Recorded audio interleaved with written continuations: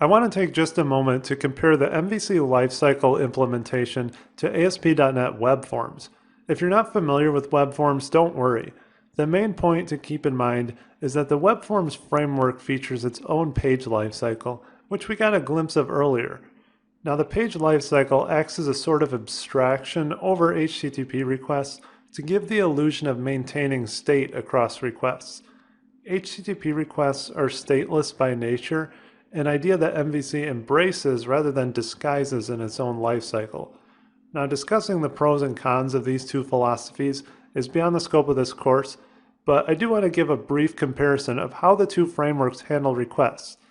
This should help reinforce an important idea that we've discussed, as well as provide a point of reference for those who are more experienced with web forms. There are a lot of significant differences between web forms and MVC.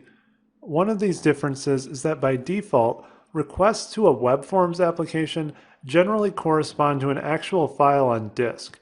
For example, the path to your homepage might look something like this. Index.aspx would physically exist on the file system for you to open up and edit.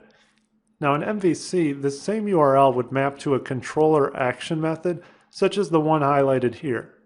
This could generate any type of action result, such as a view or a text file or even JSON. Despite this significant difference, MVC and web forms are both implemented through an HTTP handler. The MVC handler uses the request information to construct a controller and generate a response dynamically. In web forms, each ASPX page implements the iHTTP handler interface and responds to the request more directly. We'll be discussing HTTP handlers more a bit later. The important takeaway from all this is that MVC is really just another implementation of how a request can be handled through an HTTP handler in the ASP.NET framework. You could implement your own framework using the same principles. You could also use a custom handler to conditionally bypass the MVC framework entirely and respond directly under certain circumstances.